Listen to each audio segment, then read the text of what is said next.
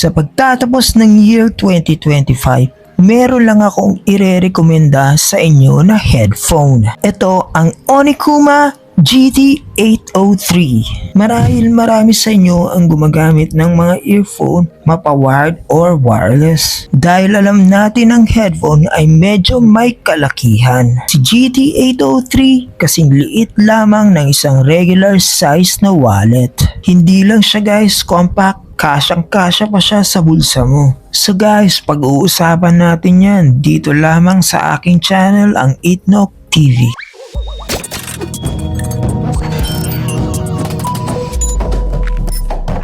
So, andito na sa atin ang Onikuma GT03.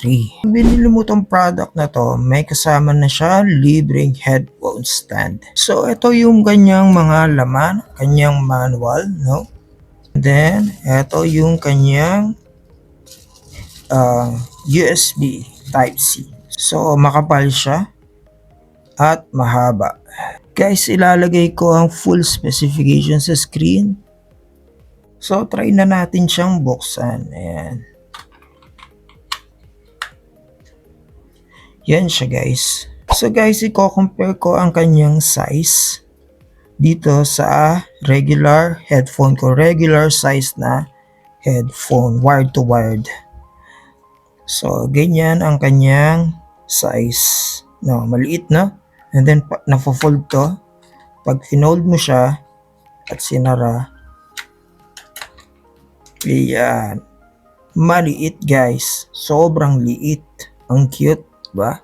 So guys, itong headphone na to ay merong dual mode function. Ano ba yung dual mode function? So, alam nating wireless to. So, Bluetooth. Nakakonect siya halimbawa sa Bluetooth at nalobat. So, gusto mo siyang gamitin pa rin. Pwede mo siyang gamitan ng USB or USB to 3.5mm kung sa cellphone nyo. Ipag sinaksak nyo siya kahit sa PC or sa cellphone ay mamamatay yung kanyang Bluetooth at rekta mo na siyang magamit. Parang regular headphone na wired. Meron siyang 400 mAh of battery. Up to 50 hours playback. Music playback. At guys, sobra niyang gaang. As in, magaang talaga. So, wala tayong timbangan dito. Siguro sa future bibili tayo para makita natin yung kanyang timbang, pero sobra siyang gaang, pero solid yung pagkagawa niya. Gustuhan ko dito yung kanyang headband. Ito, hindi stainless siya. Kanyang hook guys, metal din stainless din. And hinahawakan ko pa lang, alam kong komportable na napakalambot, sobra. Alam mo yung parang unan. Suot na natin ngayon ang ating headphone. So, ang aking mukha ay may average size, hindi malaki, hindi rin maliit. So, sakto siya. Nagsuot ako ng baseball cap, sombrero para sa reference nyo. Ayan. So, masarap siya sa tenga, malambot. Yun lang, medyo mainit siya ng konti.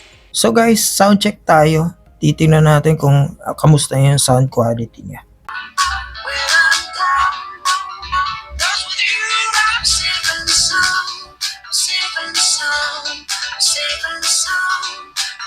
So guys, dako lang tayo sa ports.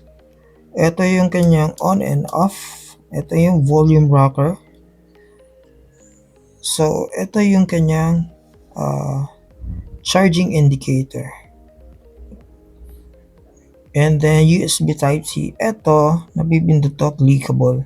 So dito ka mag-pause. Play and pause. Sound check kanina natin, medyo hindi ganun kaklaro yan sa pagdating sa mic. Pero sa personal sa akin, sa paggamit, maganda siya. Meron siyang bass. So, nakikita ko ito sa Shopee yung mga nagko-comment, pang bata daw. Nope, hindi siya pang bata.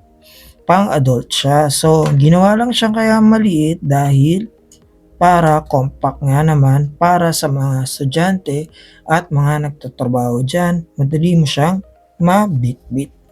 So guys, yung sound niya, balancing. Ang nagustuhan ko sa kanya yung bass niya. Alam mo, pag dumagundong siya, para siyang, alam mo yung parang realistic, para ka nanonood sa sinehan. Ganon siya, kaganda yung bass niya. So guys, meron itong Bluetooth 5.4. So low latency siya. So na-test ko naman siya.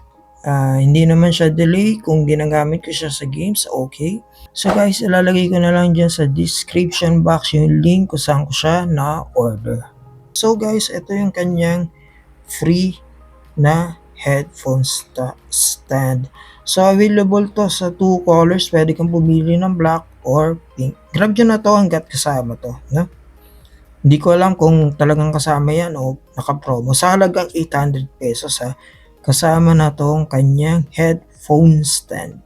So guys, meron lang akong pahabol na mensahe para sa inyo. Sa future guys, meron tayong paraffle ng gadgets. So anong hinihintay mo? Mag-subscribe ka na. Tandaan guys, hindi hadlang ang may kapansanan para hindi ka na makatulong sa iyong pamilya. So guys, sa pagpasok ng 2026, tuloy-tuloy lang ang pag-review natin ng gadgets and technologies. So guys, Merry Christmas and Happy New Year. Kita-kits tayo sa 2026. Maraming salamat po. Ito ang Itnok TV.